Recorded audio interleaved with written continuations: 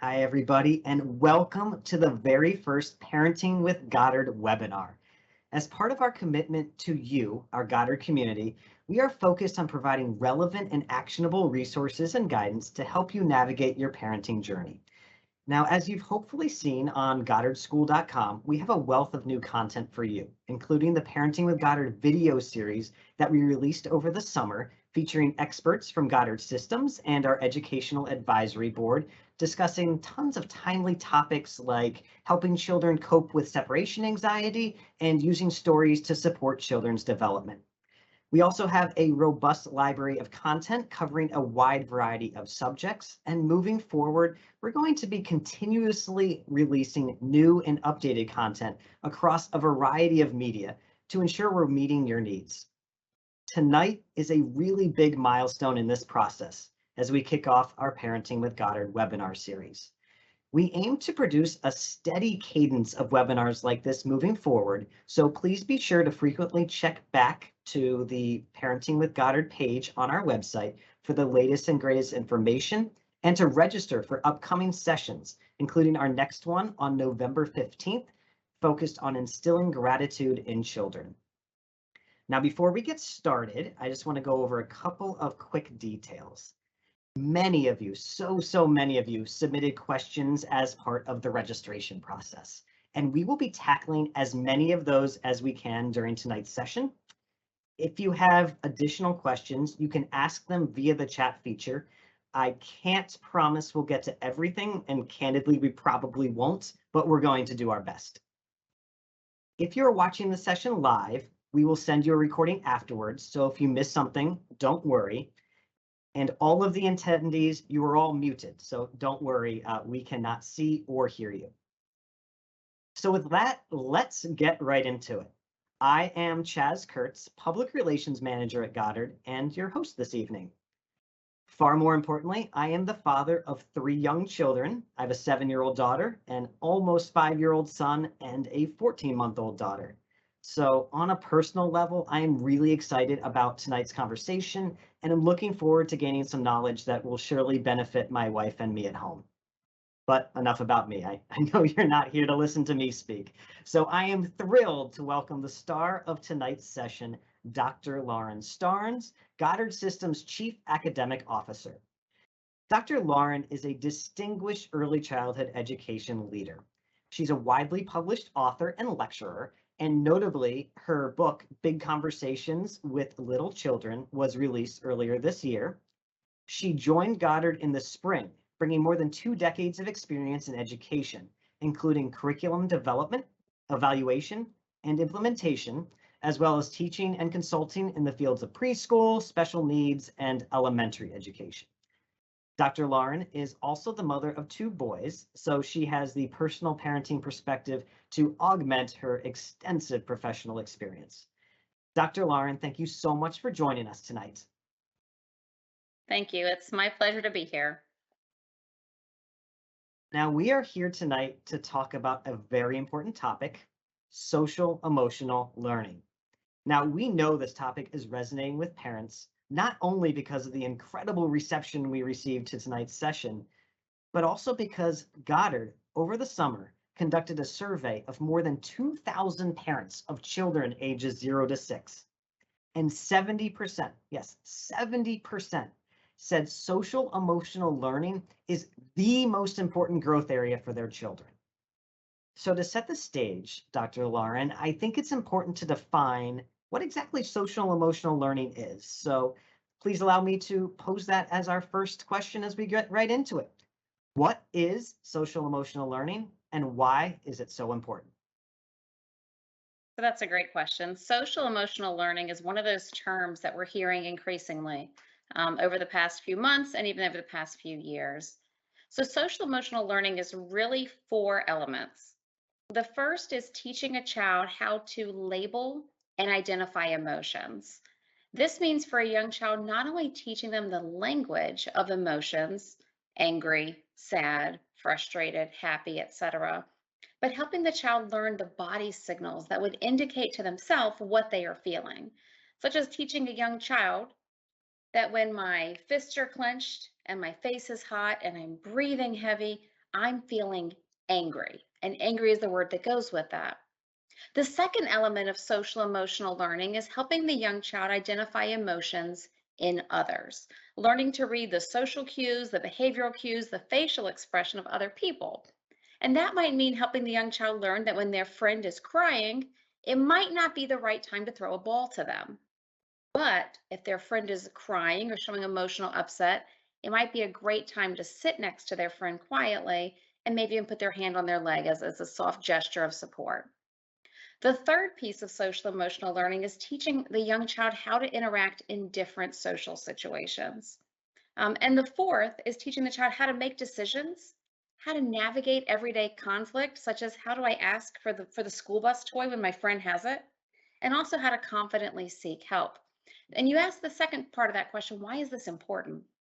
All of those skills that we just talked about have their earliest foundations in the first 5 years of life, from birth through kindergarten. And yet, these are skills that we continue even as adults to practice and amplify every single day. Thinking about, okay, I'm frustrated in a meeting. How do I vocalize that? I'm trying to convince somebody in my life to do something. How do I read their body language and kind of make a decision based upon that? Or when I change jobs, change homes, change neighborhoods, enter a new social group, how do I interact in that dynamic? These are skills that begin in the first 5 years of life, but we continue to use, continue to amplify, continue to develop throughout adulthood. Fantastic. So, Dr. Lauren, understanding that social emotional learning really has its foundation laid within a child's first 5 years. I'm curious, when does it really start? So are we talking about starting with toddlers, or is it beginning as early as infants? It's beginning with newborns. So when a newborn cries and seeks care from an adult, the adult's responsiveness teaches the infant trust. I seek something and someone returns. And when they meet my need, my emotional state de escalates. It continues. If you think about a 3 or 4 month old infant, if you smile at the infant, they will mimic the facial expression. We are socially wired from infancy to seek other people and to seek interaction. Obviously, as we move into, over 12 months of age and beyond, begin to gain more verbal skills, these skills certainly accelerate quickly, but they have their earliest beginnings in infancy, in the first year of life. That's great. Um, Maybe next we can talk a little bit about the classroom, Dr. Lawrence. So I imagine social emotional learning and development is happening everywhere in a child's life at virtually all times. But maybe we can dive into some of the tangible benefits of social emotional learning within the classroom setting. Sure, that's a great question. So, for children, being in a classroom setting, you're putting the child into an environment with their same age peers. And the reason why this is important is even for a child who has siblings in the home, that's one, two, maybe three different children of similar age. In a classroom, the child might be with anywhere from 4, 10 different children of the same age. And therefore, there's a lot of different opportunity to engage socially with other children. Children are at the same point, roughly, in development. So they learn language from one another. They learn how to read behaviors from one another. And the entire classroom is set up to encourage social and emotional development. What I mean by that is everything in a classroom is at child level and accessible. Why? Because it gives children the opportunity to make choices, to actually engage in those decision-making skills. It also, therefore, leads to some everyday social conflict. I don't mean that term in a scary way, but I mean that I want the blocks and another child has the blocks. How do I ask for them? Or how do I join that child in a play environment and join in the play? How do I learn to share? How do I ask for help? How do I ask for help from adults? And so all of that is able to take place in the classroom setting because the classroom is designed with that age child in mind. Every material in a Goddard classroom is sized and chosen appropriately for that child's exact point of development. You mentioned a Goddard classroom there, so I think this might be a nice time to segue from kind of the broad classroom environment to specifically what Goddard is doing to promote and infuse social emotional learning within our educational program for children 6 weeks to 6 years old. So Goddard has always placed an emphasis on educating the whole child, which means not only the academic preparation skills, but also the social and emotional skills. We talked about the way that the classroom is set up, which allows for naturalistic development of these skills. But in Goddard, we actually directly teach and model these skills as well. We have a really unique program exclusive to Goddard called Life Lesson Library. And this program is a curated set of children's literature, books that we know and love from our own childhood. And these books are read with children and they're engaged in conversation with their teacher to begin to explore the social situations of what's happening with the characters in the book. And through that, children are challenged to think about the emotions that they are seeing, the emotional cues or the body language, what the social situation is, and what the characters did to solve the problem successfully or sometimes unsuccessfully. And what engages is a very natural, fun conversation with the storybook as the setting. As exciting as that is, one of the elements of Life Lesson Library that I most love is actually what then occurs beyond the classroom. And that is that families then receive information from the school, from the teacher directly, about what book they're reading and what type of character traits are being taught or modeled through that story. So the parent can then continue that conversation at home, connecting school to home seamlessly, and also embedding other family beliefs, family values, family traditions connected to the book as well. Therefore, the child is having this consistent, holistic experience, school to home to school, all with children's literature serving as the backbone. That's fantastic, Dr. Lauren, and it also segues really nicely into my next question, which is one that we received from countless parents who are attending tonight regarding really bringing social emotional learning into the house. So we received so many questions about bridging that school home gap and practicing social emotional learning at home. So would love your thoughts, tips, and guidance to help to help our parents out tonight. So in the classroom, we're able to model and support social emotional skills in a very child-centric environment. But what you have at home is a much more varied environment where the child has opportunity to explore and be engaged in different experiences. Meals in the home, visiting grandparents, going to the grocery store, etc. All of these different social dynamics. And it introduces and exposes children to different people. The best way that we can bridge social emotional skills into the home is to really practice using emotion vocabulary. So when things happen and we see things on television or we see things with family members or with friends, thinking about trying to use the emotion language, such as, right now, Toby is really angry.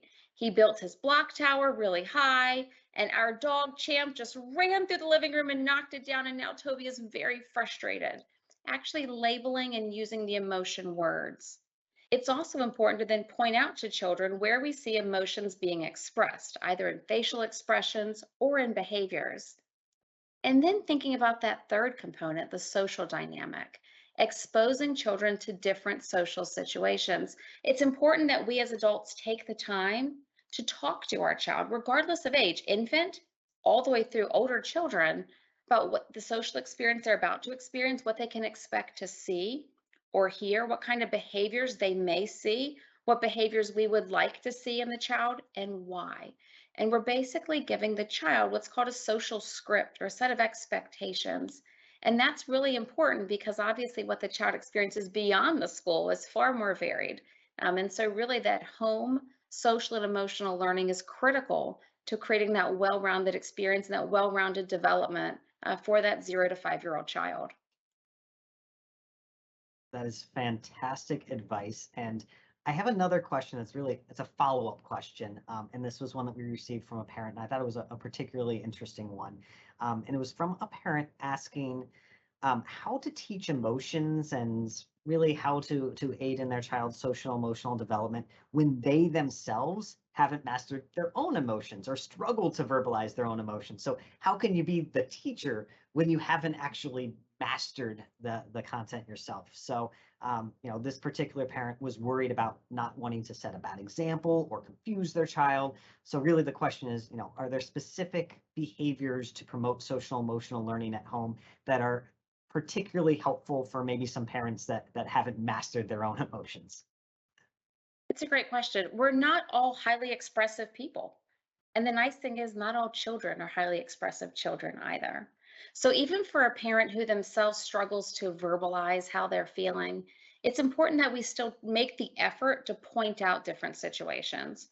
So, for example, perhaps I'm an individual that's angered, but I don't tend to show my anger. I kind of internalize it, still feeling it. It's important that we then talk to the child. I was driving into the parking lot and someone's car got in front of me and they took my purse and I'm feeling angry. At least using the words of what I'm internally feeling, also pointing out facial expressions. One thing that's really helpful, especially for parents who are less emotionally expressive themselves, is to play a mirror game with your child. Actually stand with your child in front of a mirror and say, "Show me a mad face," and let the child do their mad face. And then as a parent, make yours. And yours might be far less expressive. All right, now let's make a happy face. And the child might smile really big and giggle, and the parent might be more stoic. The reality is, we as human beings have different facial expressions as well. So it's actually a really great lesson for the child to see a parent who's less expressive and talk through, when you're happy, you smile really big and I see all your teeth. When I'm happy, I smile. My smile's not as big and you might not see my teeth. I still feel happy. And just begin talking about different feelings. The other thing that that parent can do is rely upon what we do in Goddard, which is children's books. Read a story with your child and talk about the story. Talk about the characters in the story. Talk about Corduroy Bear when you read Corduroy with your child and how Corduroy lost his button and he was sad. Why was he sad? Because he couldn't find his special button. And he went back to look for it and he couldn't find it no matter where he looked, and he felt frustrated.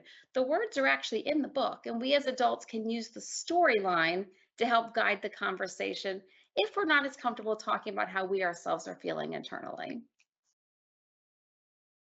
That's great advice. I particularly like the mirror game. I'm hoping I wasn't on camera right there because I was practicing my mad face as you were explaining that, Dr. Lauren. I love that. Um, I think another question we received, a few of these actually, about social emotional learning at home was about tailoring approaches based on the makeup of the children at home. So for example, is there a different approach if you have multiple children across different ages in the house versus maybe an only child? There is. An only child is going to have a lot of opportunity to learn adult interactions and a lot of opportunity to learn about adult situations because they don't have other children in the home necessarily. So that child's experience at a restaurant, for example, is with a family member, an adult family member, and themselves, which is different from a child who may have multiple siblings in the home, where that same restaurant experience might be multiple children and an adult in a restaurant. The nice thing is, it doesn't matter. It just, we have to take into consideration what the child is coming from. Every family and every family experience is different.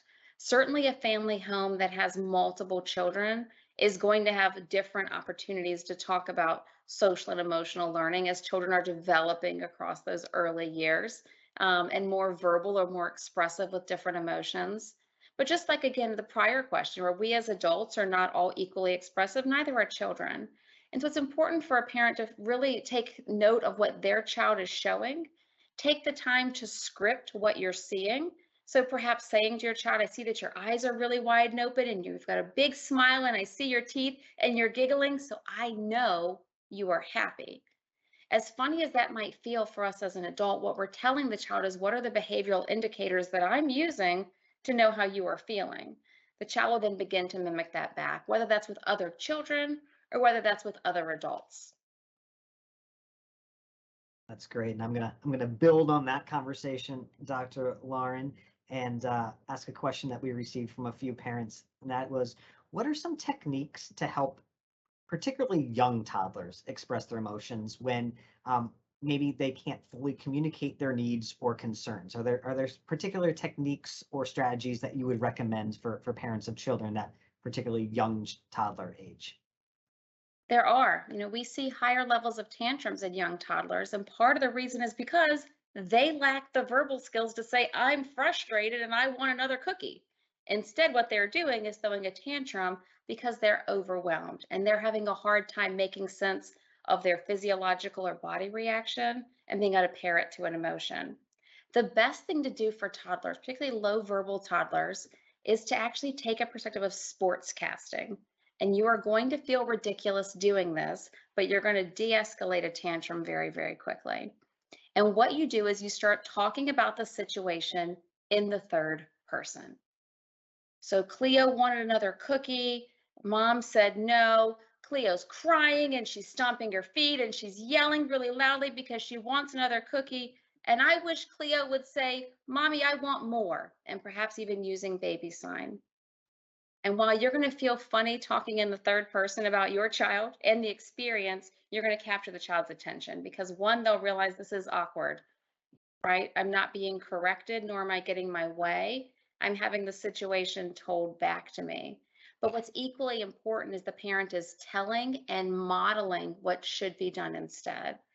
As an adult, it's usually pretty easy to identify what the trigger is for the child. For most young toddlers that have a heightened emotional reaction, they're tired, they want something that they're not getting, or they need more attention or space. We tend to kind of zoom out and kind of see that for the child.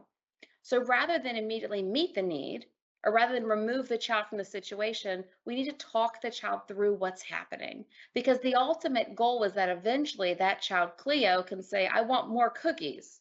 Now, she still might be told no, and she still might be upset, but at least she's able to verbalize the need. As that continues, we then want to add the emotion word to it. You're angry, you are frustrated because you want more cookies, and begin to give the child the word to explain.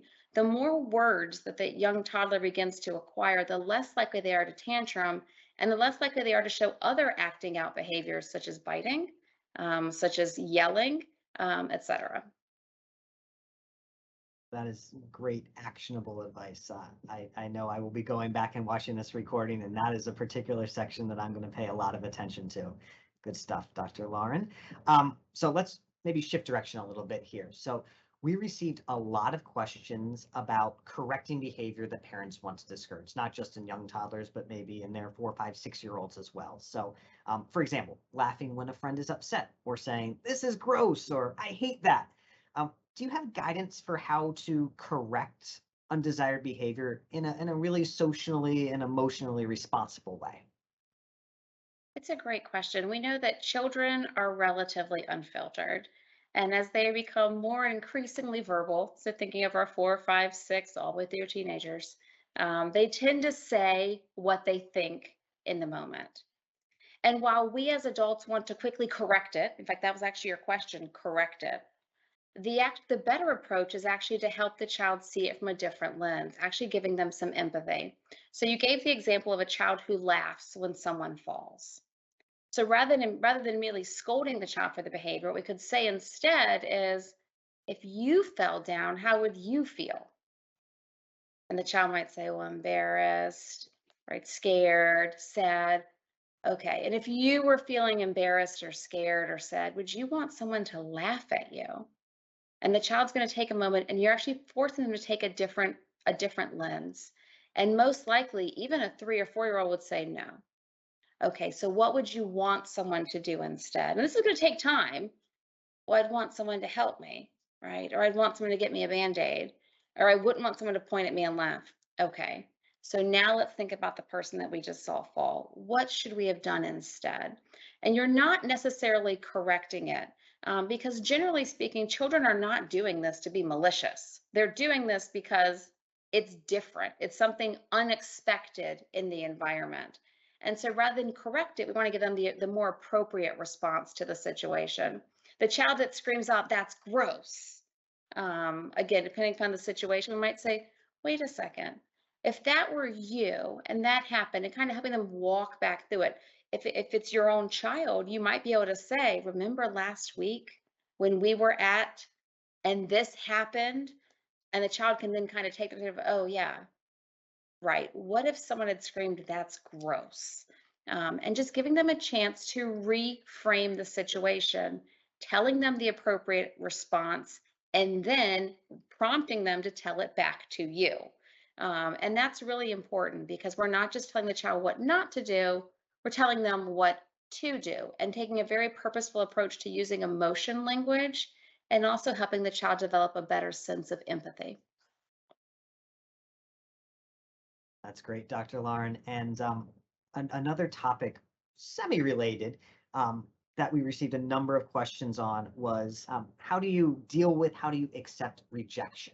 So when someone says no, or I don't want to play with you, how do you teach the child to understand that and accept that and not be just devastated by the fact that someone doesn't want to do exactly what they want to do? Sure. So for young children, their thinking is naturally egocentric. They think about the world from their own perspective. That's not negative, that's how we're wired. But rejection feels bad at all ages, even as adults. So the important thing is to help the child identify what they are feeling first. The child wanted to play, and the group of children said, no, you can't play with us.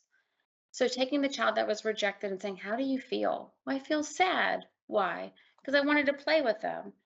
Okay, what could you say that maybe can tell them that you would like to play? Can you tell them how you're feeling? And actually giving the child the social skills to then go back to the group and say, that makes me feel sad. I want to play too. It's actually having the child take the same role that we just talked through, which is rather than correct the behavior, use the emotions and actually advocate for yourself in that situation. If it continues to happen and the child is again rejected, the second thing that you as an adult can do for the child is begin to teach them a coping skill. You wanted to play with those children, they said no again. So, what could you do instead? What are some other options? And have the child think of, well, I could go and get a book to read. I like that. Okay. Or I could go and ask that child to play, who's playing by themselves. Okay. Giving them some other options to channel the social situation. The reality is rejection happens across our lifespan in different forms and fashion. And so by helping the child first learn advocacy through using emotion language, and then secondarily learn coping skills or behavioral skills that can help them navigate the situation, you're helping prepare the child for whatever they may encounter in the future. It's great. Um, Dr. Lauren, again, kind of keeping with the same theme here, but shifting a little bit. Maybe the topic that we received the most questions about was discipline. I mean, dozens and dozens of questions from our attendees asking about discipline. So I want to condense all of those into a single question, which I think will do a good job of addressing pretty much all of these questions. And that is, how do we discipline our children without sacrificing or compromising their social emotional well-being? It's a great question. So we all have different opinions on discipline and discipline techniques. And I'm not going to go into the nitty gritty of those. It's a personal choice. The one thing I will say is it's really critically important that we spend more time focusing on what we want the child to do and less on what we don't want them to do. Let me give you a really good example. My boys are 2 years apart. They're teenagers now. But as 2 year apart boys, I'll take the situation of hitting a sibling that hits the other child. Rather than reacting with a no, we don't hit, hitting hurts, we've given all of our attention to the negative behavior. Instead, think about how can I reframe that by telling the child not what not to do, but what to do.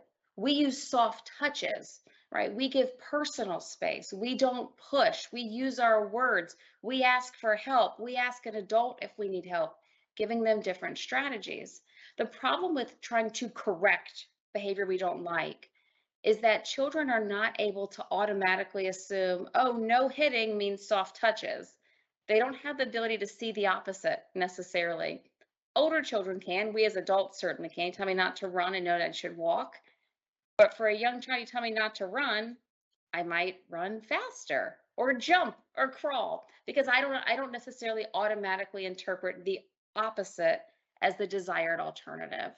If you think about what is the goal of discipline, So why do we want to correct a child from hurting another child or from doing something unsafe or from using poor language? Because we desire something else. So if we shift our focus less in terms of correcting the unwanted and just for a moment ignore it, and instead focus on what we want the child to do, we're giving all of our attention to the desired behavior. We as human beings will always do what gets us attention, even as adults. Um, if I continue to give the child attention for hitting, we don't hit, we don't hit, we don't hit, hitting hurts. I'm like, well, hitting gets me attention, and that child will continue to hit. But if I instead talk about soft touches and using our words and asking for help and being a friend and being cooperative and sharing, and that gets attention, the child will begin to model those behaviors instead. And so, again, thinking about reframing, thinking about focusing on the positive. Now, obviously, if the child is in danger, the child's running out into a busy intersection, of course, you're going to immediately correct the behavior for safety reasons. But no matter what, it's always important that the majority of our time is spent on focusing on the positive. Also, think about finding times when the child is not misbehaving and overtly focusing and praising the specific behavior that you're seeing. I needed a diaper for your baby sister, and you went and got the diaper, which was so helpful because that meant that you were paying attention to what she needed because you love her and care for her, and that was a big help for mom. And overtly focusing on the desirable behavior will more likely cause it to repeat. Emphasize the desired behavior. I wrote that down in my notepad here. Focus on That's the great positive. advice. So uh, I said that discipline was maybe the topic that we received the most questions on. It was really a two-horse race, and the competing topic was certainly the pandemic. We received dozens and dozens of questions about really how the pandemic has impacted social emotional learning and development. If you recall, at the beginning of tonight's session, I mentioned a survey that Goddard conducted over the summer with more than 2,000 parents of children ages 0 to 6. As part of that survey, we asked about the pandemic, and 61% of parents said they believe the pandemic has put their child behind socially and emotionally. It's a big number, but certainly based on the number of questions we received about it, and also my personal experience with my own children, I believe it. So I'm curious, Dr. Lauren, how has the pandemic impacted social emotional development in children? The reality is it has. It's impacted social emotional development for everyone. If you think about the pandemic and the degree of social isolation that occurred because of that, children that would have otherwise been in a preschool setting interacting with multiple children would have been going to the grocery store in person, would have been going to a movie theater or birthday parties. Suddenly, those experiences were halted for most children, anywhere from 1 to 2 years. Older children, those that are in grade school already, had those experiences, but for the 0 to 5-year-old population, they didn't. And that means that your 4-year-old, your 5-year-old might be going to a grocery store in person for the very first time. It might mean that your child might be going to a birthday party for the first time. And even if they had gone before, the experience is different. Groups are smaller, we're more focused on health and sanitation practice, et cetera. We have to take into effect that that degree of social isolation greatly inhibited a child's exposure to what we would normally consider everyday social situations. It's not that the child can't catch up. I have every belief that the child can and will catch up. But we have to realize there's a 2-year gap of development where those normal, everyday American child experiences weren't felt by our children. And so now, 2 years later, they're experiencing things that their sibling might have experienced 2 years earlier in development. And therefore, we might see behaviors in our 2, 3, 4-year-old that seem young for their age. Separation anxiety, clinging to parents, feeling nervous in social situations, et cetera. It's from lack of exposure. And so it's really important that we as parents realize that there has been a gap of experience. And we begin to think about, has my child experienced this before? Do they know what to expect? And if you're not sure, then take the time to talk your child through it. We are actually going to go to the grocery store. and we're going to get a shopping cart and we're going to wipe the shopping cart handles down because we really want to make sure we don't get germs. We're going to walk through different aisles and you're going to see lots and lots of food. Actually scripting the experience for them because it might feel brand new. Likewise for restaurants.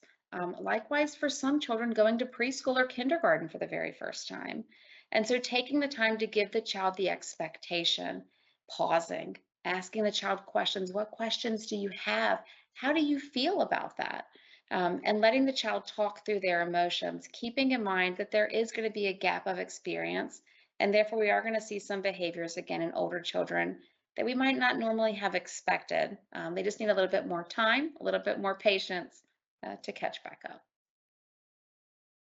That's great advice, Dr. Lauren. And maybe I can dive a little bit deeper into some of those behaviors and one or two in particular. So we received a number of questions about this topic, but it's one that is of particular interest to me because it's something I'm experiencing in my own house right now. So the question is, how do we help a shy child open up and interact with new people? And especially after, over a year at home for many of these children, they're struggling with being introduced to new people or attending large events. These are new, these are daunting, these are scary experiences. My daughter, just this past weekend, we had a birthday party. There were probably 40 people there. They're all her friends. She knows every single person there, and she plays one-on-one or two-on-two with all these friends very regularly. But in this setting, she shut down. She grabbed my leg, and she was just overwhelmed by the experience. And I know I'm not alone in having a child who has this type of reaction to large social settings. So I'm curious, what guidance do you have for parents like me with children who are very shy, but maybe have seen that shyness reach particularly acute levels after the pandemic isolation? It's a good question. First of all, there's nothing wrong with being shy. We're all wired differently, and we're not all meant to be, gregarious extroverts. So, a little bit of advocacy for the shy child. We're all different, and that's okay. What we do want to help children with is social anxiety. And that is, how do I function in an uncomfortable situation? The best way to do that is through preparation, spending a lot of time talking the child through what's going to happen, letting them be prepared for the sensory input. If you think of a child that's been home for the past year or two, in the home environment, it's relatively quiet, it's relatively controlled, it's relatively safe, and it's all familiar. The child knows where to go to get a snack and where the restroom is, and to expect that the cat's going to walk in the door and that the doorbell might ring. We know exactly what's happening in the home. In social situations, as you add more and more and people, there's more unknown. It's more unfamiliar. There's more sound, there's more activity, there's more visual input. So preparing the child for that. We're going to see a lot of people. You're going to know all the people we're going to see, but it might get really loud. Every time a new person comes, it might get louder and louder. And everyone's going to be there and they're going to be talking. You hear lots of different conversations. Giving the child a chance to begin to think about that. The next thing is giving them coping strategies. If it gets too loud, I want you to come and tell me, Dad, I want to walk away. And if you tell me that, I'll take you by the hand and we'll walk away. We'll find somewhere quiet for a few moments. And when it doesn't feel so loud, then we'll come back. It might feel too crowded. You might say, I want more space. I need you to tell me. And again, just giving a child permission to express discomfort with the assurance that you're then going to help them navigate through it. Once the child has removed from the situation, then give the child some control, right? It's much quieter over here, but I do see your best friend Talia over there with her mom. They're not really in a loud area. Do you want to go talk just to Talia so it's just us, a little bit quieter, and allow the child to slowly reacclimate? And again, keep in mind that this is new and this is novel, and giving again the child permission to escape or have an escape technique if needed. The other thing that we can begin to do is help teach a child a calm down strategy. If it starts feeling much too crowded and much too loud, what if we close our eyes and count to 5 really, really quietly? And having the child think of something that they can do to mentally distract themselves. All of these are important strategies for different unknown situations, and it's going to take time. It may mean that the child needs to exit the birthday party.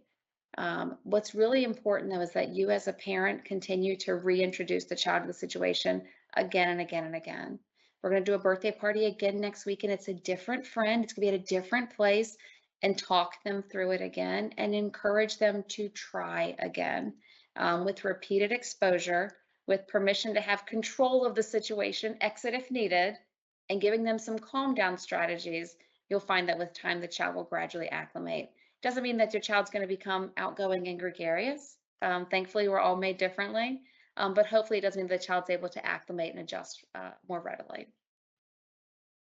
That is great advice. I only wish we had this conversation last week before the birthday party, but we're going to be in great shape for the next one. I'm sure there will be many, many more for my 7-year-old.